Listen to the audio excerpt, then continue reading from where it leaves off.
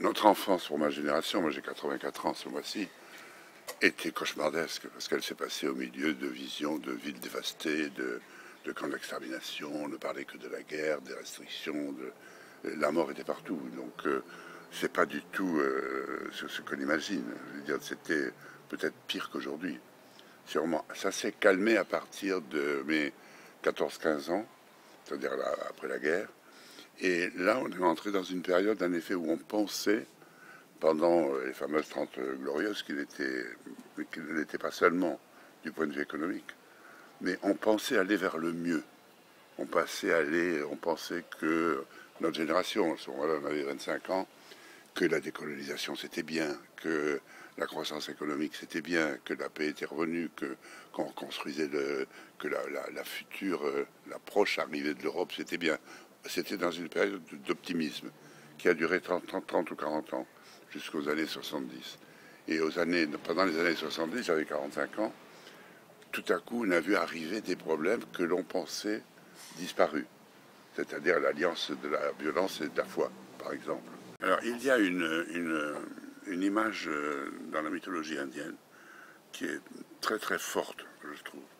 Krishna veut dire noir en sanskrit. D'ailleurs, on représente toujours en bleu foncé. Alors, on est dans le noir. On allume une bougie. Il y a un cercle de lumière qui s'établit et qui va se fondre dans l'obscurité. On met 2 bougies, le cercle s'étend un peu. 10 bougies, 1000 bougies, un soleil, 10 000 soleils, etc. Le cercle va devenir immense, mais les bras noirs de Krishna seront toujours autour. C'est-à-dire que, quelle que soit la lumière, l'obscurité est sa fidèle compagne. Le problème est si on va dans ce sens ou dans l'autre. Parce qu'on peut éteindre les soleils, on peut éteindre les lumières et revenir à l'obscurité totale. Qui s'attendait à la nouvelle alliance entre la violence et la foi, hein? Qui s'y attendait? Personne ne l'avait prévu il y a 30 ans, même 30 ou 40 ans.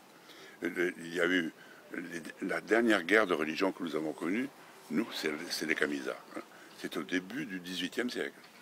Depuis, prenez Napoléon, Hitler, Staline, personne n'a fait appel à la religion comme prétexte de guerre ou même comme idéologie, je dirais, guerrière.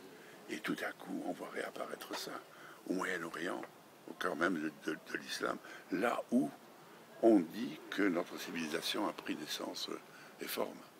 C'est très, très étrange, c'est absolument passionnant, avec une violence sanguinaire, parce que s'il y a progrès, entre guillemets, des connaissances, des modes de vie, du confort, il y a peut-être aussi progrès de l'horreur, de la violence, ouais, de la mort et du sang.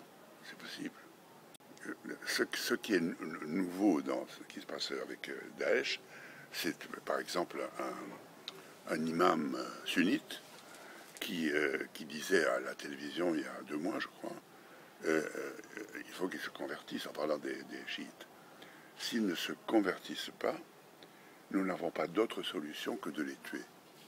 Ça, c'est une phrase extraordinaire, si on ne change. Pas d'autre solution que de les tuer. Autrement dit, la pensée, la croyance est plus forte que la vie même, que la manière de vivre, que les conflits habituels sur la propriété, sur je veux te voler ta femme ou je veux te voler ton pognon. Non, il y a quelque chose de plus fort, c'est ça. C'est l'irréel. C'est toujours pareil. Buñuel disait le monde est irrationnel et il n'est pas le seul à le dire. Mais s'il vivait aujourd'hui, il serait horrifié. Okay.